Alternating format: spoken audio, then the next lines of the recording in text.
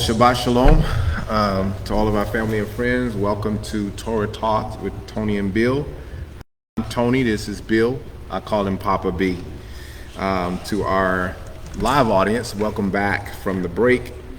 We are talking about the ninth Parsha, and this is Parsha Vayeshev. And I think there's something that we must share about this Parsha, right? Because it just puts it out, and I'll let you talk about why that's even the case. But I want to start with this, some say it's a quote from President Franklin D. Roosevelt, but it's really known as an African folklore. So I want to use that, okay? It says, a smooth sea never made a skilled sailor. A lot of people use this quote to start encouraging individuals that are going through some stormy times, right? Going through some difficult times and challenges. My CEO uses it to inspire and all that good stuff. But when I heard it, I thought about Yosef's journey, right? The things that he would go through, the storms, if you would, that he would encounter in his life, and how each one of those storms or each one of those events or scenarios that he had to live through, he just learned from it. He just became more and more skillful from it. He didn't give up. You like to say he just kept coming. He just kept coming. He was Joe Frazier. Joe Frazier. I like that. He just kept coming, and I like that because we're going to talk about something that's important to all of us as the family of God, and that is what put him in this scenario, what caused him to have to start going through those challenging times, and what do we gather, what do we learn from this, right? Because it's not just Joseph's story. That's why I love the Parshas. This Parsha happens to fall at a very prophetic time of the season, and we call it Hanukkah. Some call it the Festival of Lights. Feast of Dedication? Feast of Dedication. I lean more toward the Feast of Dedication just because of how I internalize a lot of what happens during this season. For me, it's always a call for me to rededicate myself, to rededicate my life, and to continue the life of Teshuvah, returning to the Lord and to His Word. But for me to understand what's happening in this Parsha, I want to talk about a word that you brought up you introduced it, but we didn't get too far into it.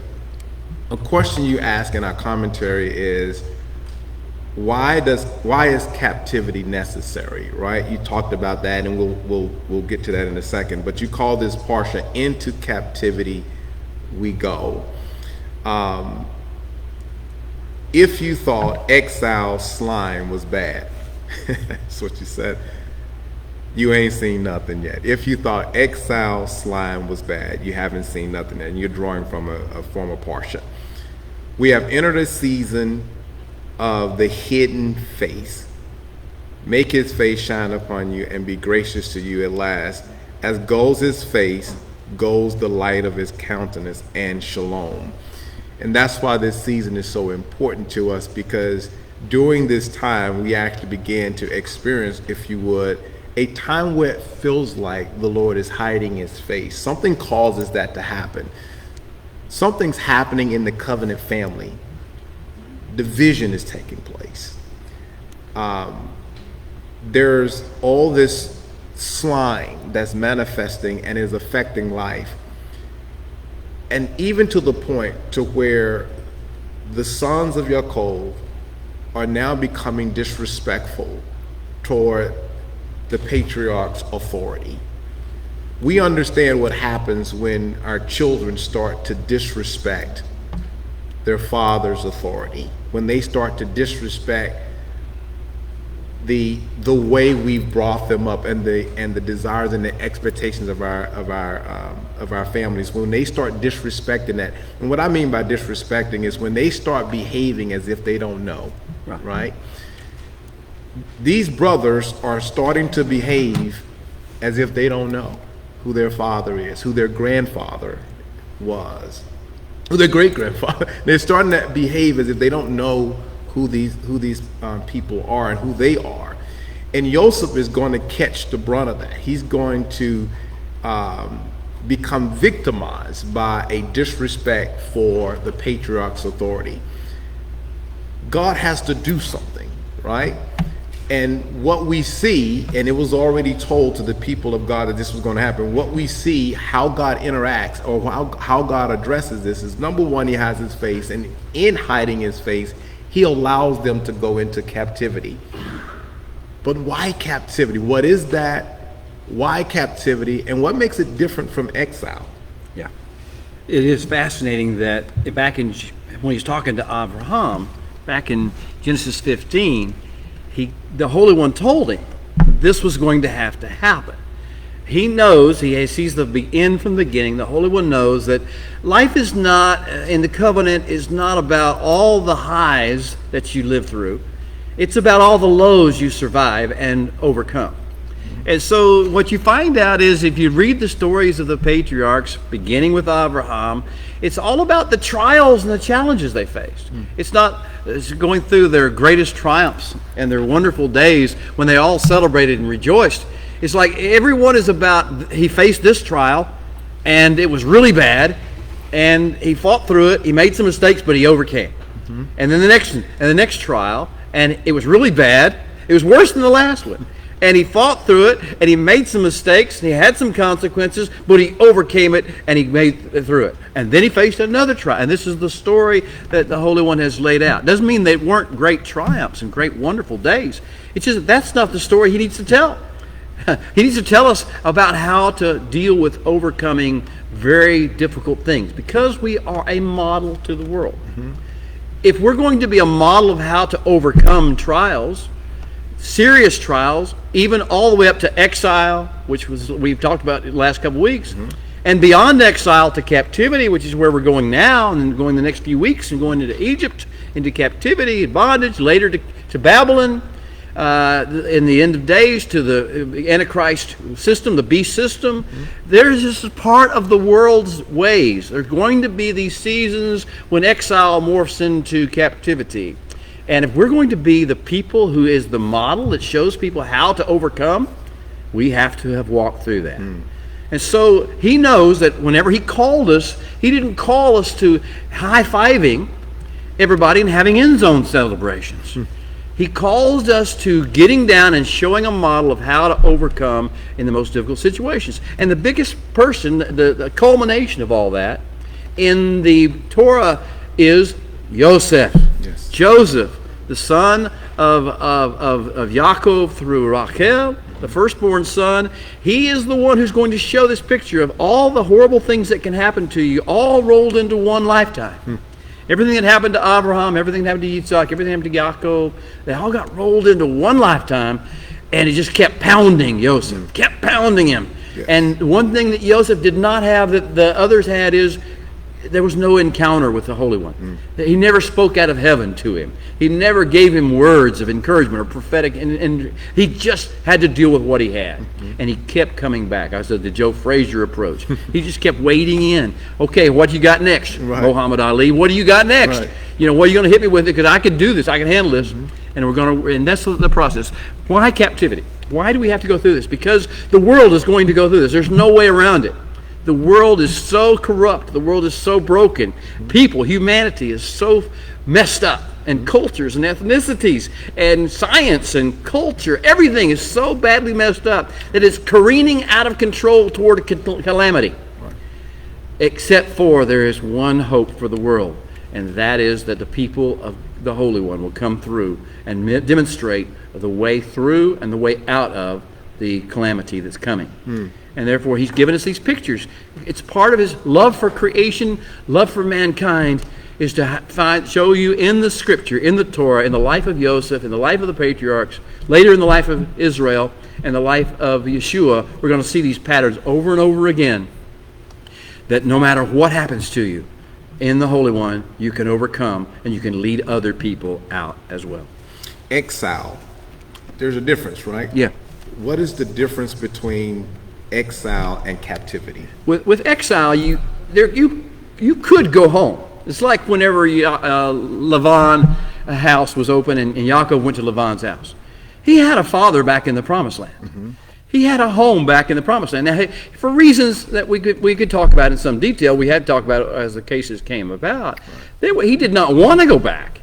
He was not safe going back, but he had somewhere to go back to. And anytime he wanted to, he could go somewhere else. He went to Lavan's house because that's where he was going to get his wife's, and he chose Lavan's house. It was a chosen place. He could have gone somewhere else, but he didn't. In captivity, the choice is narrow. First of all, you got no place to go back to. In captivity, like in Egypt, are all going to come. Nobody's going to be left out. Mm-hmm. The entire covenant family is going to be bound, and they're going to go in, and they're going to wind up in chains. They're going to wind up with, and there's no way they can go home. They can't leave anywhere else. They got nowhere else to go back to. They got the land, but they got no people there. So the difference in captivity is whether you're bound and you can leave, or like exile. Exile is you're there. Part of it's somewhat voluntary. At least you could leave there, even if you didn't go home, but not so with captivity. The captivity is the ultimate strait, the ultimate challenge of life. Next thing would be death. If you could make it through captivity, the next challenge would be death.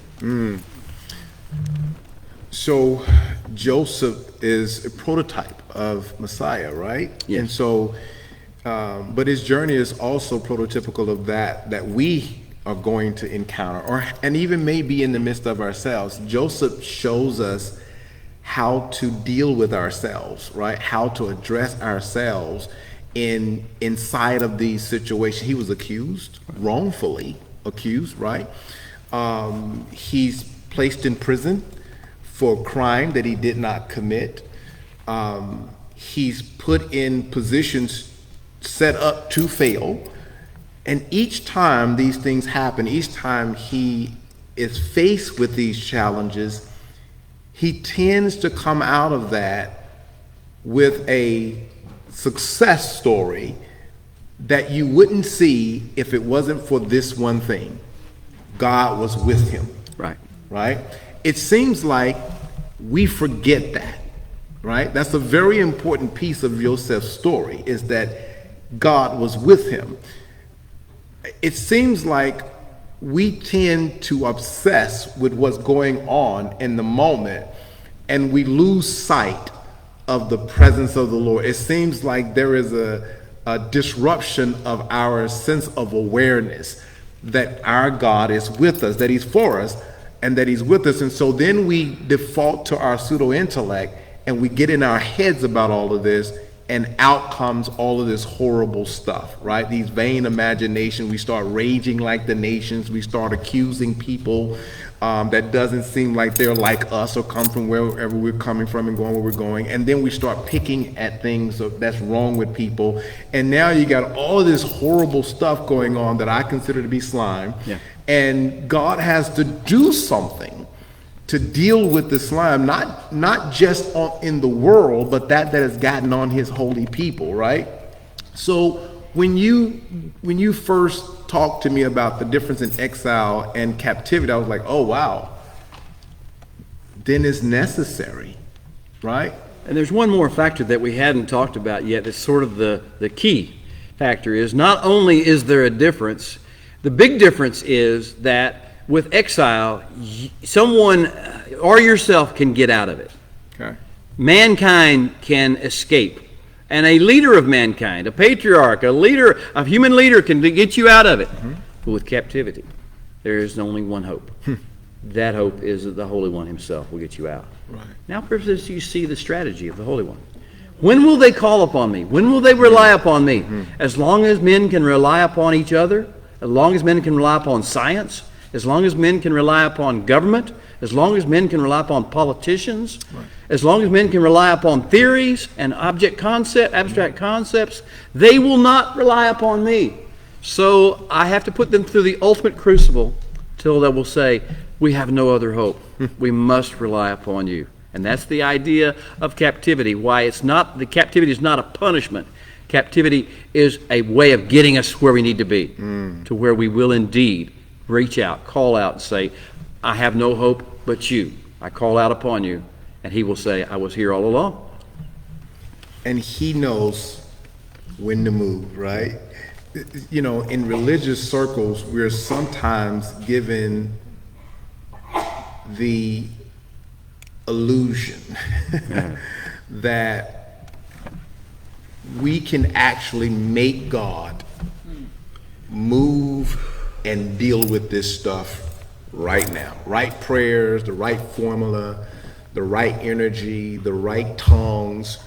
There's something we can do to make God deal with this stuff right now. Now, we do partner with him, right? And he is moving in our lives. But I always go back to the story of Exodus, right? When the children of Israel began to cry out to the Lord because of the taskmaster and because of the burden that was on them. They began to cry out to the Lord. And the Bible says he heard them, right? He responded to the cry. He wasn't just responding to the fact that they were being mistreated and harshly treated. He was responding also to a covenant. He remembered his covenant, right? And he responds to them. We're going to get into that later when Moses began. But I always go back to that because what I understand is my prayers, my groanings, my utterance, they're all triggered by him. Right? And so it's not just me coming up with some formula because I want the world to be a better place, but it's also me partnering with him, staying in tune and online and hearing his voice and even understanding for me at times, even I, because of the potential to assimilate into the cultures, even I have to be shaken, right? It's not, I can't look at the world and say, Lord, shake them. A lot of times I need to be shaken because I've assimilated into the culture. I'm sitting there as well with a remote control in my hand, watching everything I can watch on television in terms of games and all that kind of stuff. So I can't just be pointing at the world. I'm not praying either. Yeah. I'm not seeking the face of the Lord like I know I should be. I'm not going through the things that and then I got stuff that's happening in me because of what I overexpose myself to in the world and the job market and all that. So it's not me pointing at other people. This division that happened, this stuff that's going on in the covenant family is going on inside the covenant family, right? And so I don't look outside and say, God, shake the world and you know, and kill the. I'm really surrendering. This season for me is when I really rededicate, right? And so I want the light. I want the miracle of the light to shine in my life in such a way that the temple, the dedication of the temple becomes a real, it becomes a real event, a real moment in time for me that impacts everyone that's watching my life. I heard, and then I want you to finish this up. I was listening to, as I do, because I watch too much basketball, I was listening to a post-game analysis, right? Which that's my favorite part of the game. I'll watch that and probably not even watch the game. And I'm watching this guy, right? And he hasn't been doing well. He's a superstar, but he hasn't been playing well, right? And so he's not living up to the expectation of the game or what they consider. They actually call this guy they say that he's one of the best shooters that may have ever touched the basketball. He's at least the second best shooter that's ever touched the basketball. And he's having a horrible year. The reason for that is that he was injured, right? And so he had an Achilles heel injury and he hasn't come back from it. In fact, they're saying he'll never be 100% of what he was because of the injury. And so he's fighting to come back, and the media and the talking heads are beating up on him because his game is not where it used to be. And he gets on television and they interview him and they ask him about, what do you think about what people are saying about you not being able to play like you normally did? And he said this, I don't care what people say about me. He said, they can't do what I do. Amen. Amen. They can't play this game like I play it. Yeah. And he said, I don't care. But when I looked in his eyes and his face and his countenance didn't match his words. And I came away from that conversation with this: I do care what people are saying about me. Yeah, I do care Yeah. because of who I am. I have a responsibility, right? And so I may not be at my best right now, right? I may be off even. And I care because I'm a part of the service model. I'm a part of the counterbalance. I'm a part of what God is putting in the earth to counter the Ra, the Shechat, and Hamas from taking over the ecosystem. And so I do care, and I have to care about how I carry myself and how I'm living my life and the things I'm involved in and what I'm indulging in. I have to care about that because to the people that's watching, I'm supposed to have a light in my life that shines bright enough to lead them to the same God that I'm serving, that I worship. That's why I feel when you said captivity was necessary, I was like, absolutely. Even if it's a very uncomfortable, unpleasant mode of having to live, it's necessary, because if we could just wake up one morning and shake it all off and walk away from it, we would. But he knows what it takes to shake the slime loose from our lives. And we have to trust him in all seasons to do that. And he's given us the word, and he's given us guidance, and he's given us history even. That's why we're thinking about Hanukkah right now, right? Because the history is telling us that there is a story, there is a narrative being played out, and you are a part of it. What do you say to the people right now that's having a really difficult time with this season, understanding why we're in the place we're in, going through what we're going through, and those people who are starting to lose hope because they've been in this cycle so long? One thing I would say, there was a little promotion somebody put together.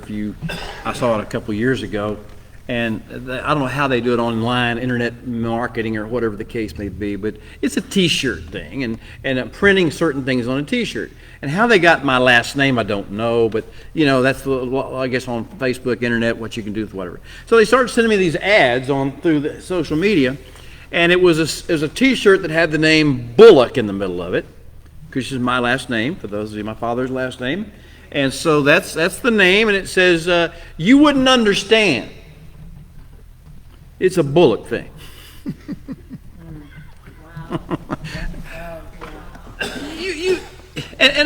People, I hear people sometimes really ragging on Hanukkah. They say, you don't have to do that. That's not one of the Leviticus 23 feast, or it's just a bunch of Jewish tradition, or whatever the case may be. What you actually do, the lighting of the candles, the different things that people do, and how we go through this season, the season of intense darkness. This is the way we cope with intense darkness. You wouldn't understand.